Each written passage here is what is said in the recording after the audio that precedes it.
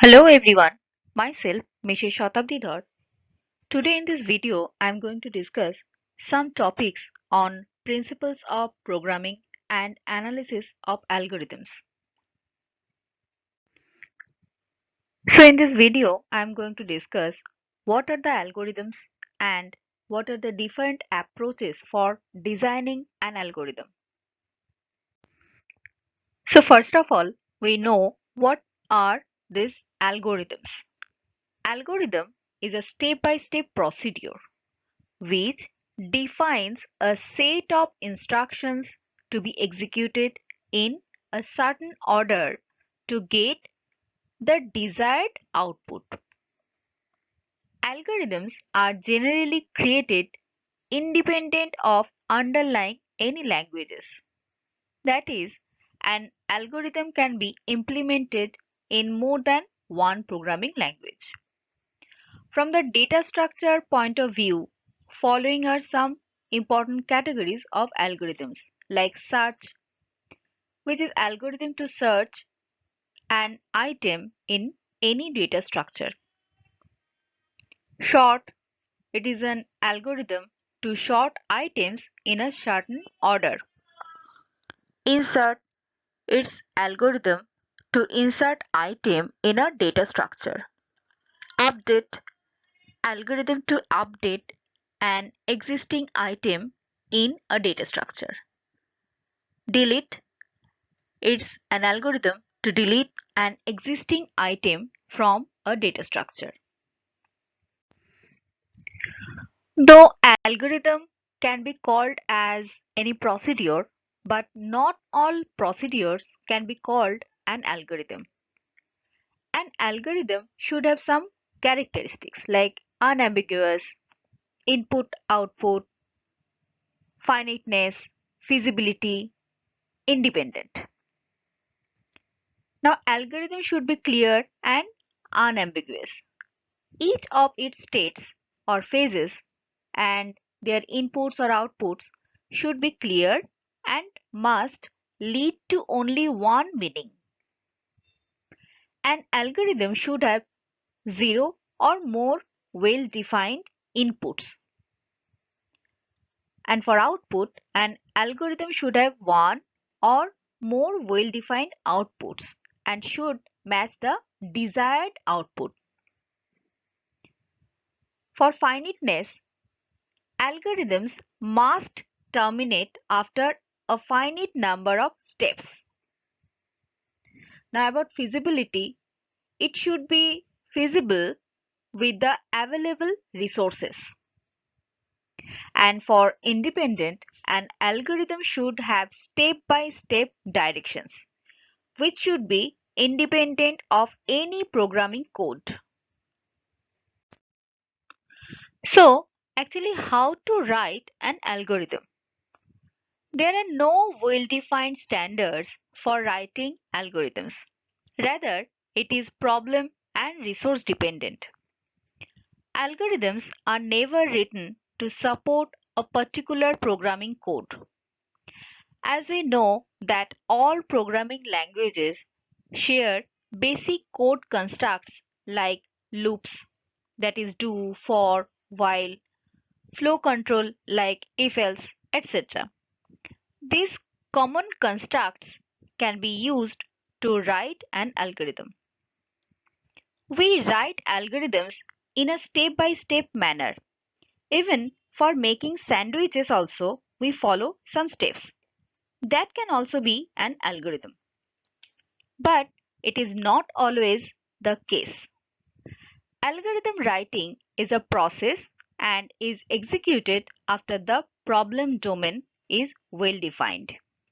That is, we should know the problem domain for which we are designing any solution. Let us try to learn algorithm writing by using an example. Now our problem is designing an algorithm to add two numbers and display its result. So we can write like this: step 1 start, step 2 declare three integers like a, b and c. Step 3. Define values of a and b. Step 4. Add values of a and b. Step 5. Store output of step 4 to C. And step 6. Print C. And step 7 is stop. So we can write this algorithm like in this process. Now to make it easy for the analyst to analyze the algorithm ignoring all unwanted definitions, the algorithm may be written like step 1 start add, step 2 get values of a and b, step 3 like c is initialized or a plus b value, the value of a plus b should be stored in C. Step 4 display C and step 5 stop. So the next type of algorithm should be little bit easy. An algorithm is designed to get a solution of a given problem. A problem can be solved in more than one ways. Hence, many solution algorithms can be derived for a given problem. For this, there are different approaches for designing an algorithm. So, the following is a list of several popular design approaches like recursive algorithms, dynamic programming algorithm, backtracking algorithm, divide and conquer algorithm, greedy algorithm, brute force algorithm, randomized algorithm. Now the simple recursive algorithm solves the base case directly and then recurs with a simpler or easier input every time. A base value is set at the starting for which the algorithm terminates. It is used to solve the problems which can be broken into simpler or smaller problems of same type. Now as an example, for finding factorial using recursion, here is the pseudocode. We can see in this pseudocode, that is fact x, if x is 0, so 0 is the base value and x is 0 is base case. Return 1. Next return x multiply by fact x minus 1. It breaks the problem into small problems.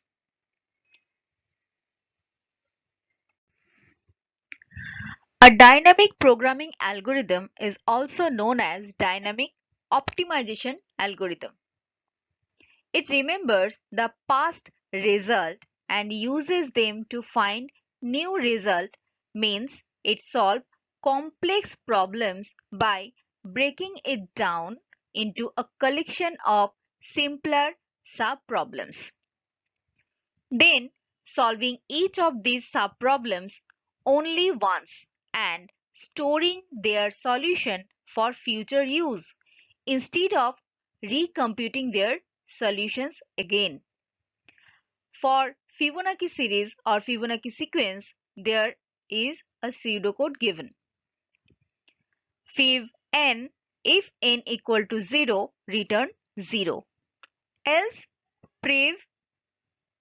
fib equal to 0, that is previous value of Fibonacci series or Fibonacci number equal to 0, and car fib equal to 1. Repeat n minus 1 times. So if n equal to 0, it will skip.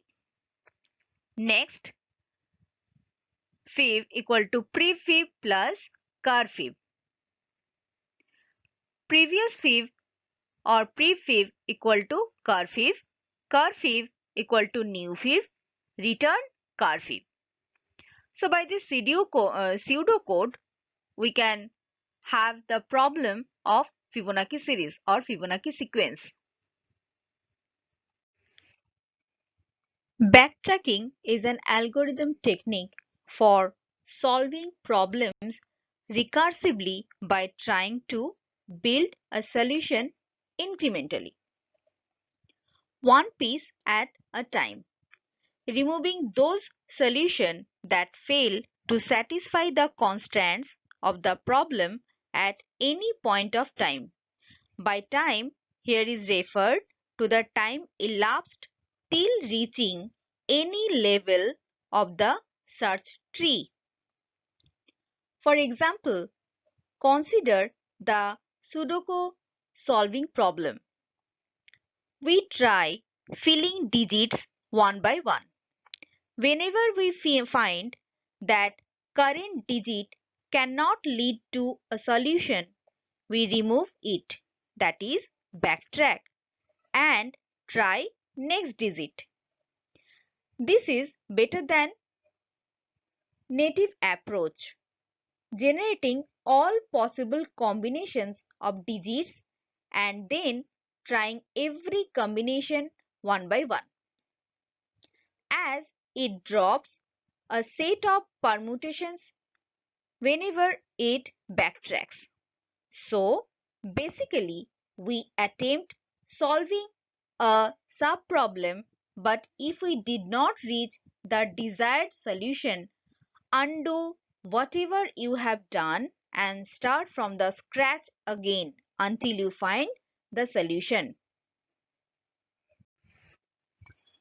In divide and conquer algorithm, there consists of two parts. First of all, it divides the problems into smaller subproblems of the same type and solve them recursively, and then combine them to form the solution of the original problem, like quick sort, merge sort. So we can say that the example of divide and conquer algorithm is quick sort and merge sort. A greedy algorithm is a simple, intuitive algorithm that is used in optimization problems. The algorithm makes the optimal choice at each step as it attempts to find the overall optimal way to solve the entire problem. So, greedy algorithm is an algorithm that solves the problem by taking optimal solution at the local level without regards for any consequences, with the hope of finding optimal solution at the global level. Greedy algorithms are quite successful in some problems such as Huffman encoding, which is used to compress data, or Digester's algorithm, which is used to find the shortest path through a graph. It is used to find the optimal solution, but it is not necessary that you will definitely find the optimal solution. Brute force algorithms are exactly what they sound like. Straightforward methods of solving a problem that rely on sheer computing power and trying every possibility rather than advanced techniques to improve efficiency. It simply tries all the possibilities until a satisfactory solution is found.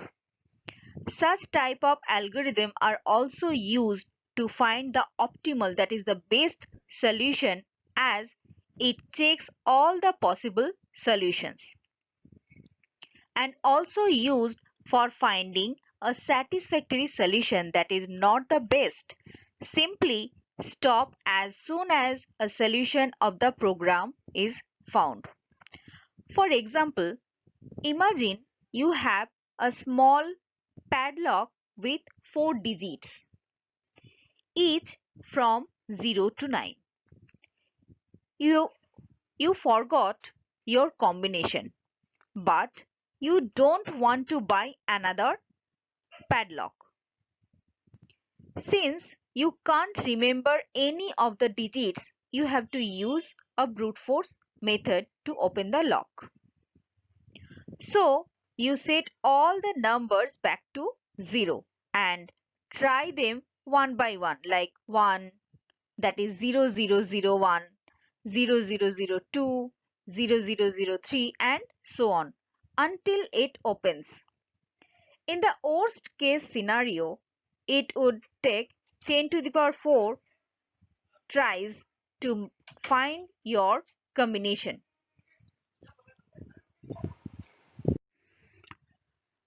Now, the randomized algorithm. An algorithm that uses random numbers to decide what to do next anywhere in its logic is called randomized algorithm. So, a randomized algorithm uses a random number at least once during the computation to make a decision. For example, in randomized quickshot, we use random number to pick the next pivot, or we randomly shuffle the array. Typically, this randomness is used to reduce time complexity or space complexity in other standard algorithms. So, through this video, it is clear that what is an algorithm, what are the characteristics of algorithm, and different approaches of designing any algorithm. So thank you for watching this video and don't forget to subscribe my channel.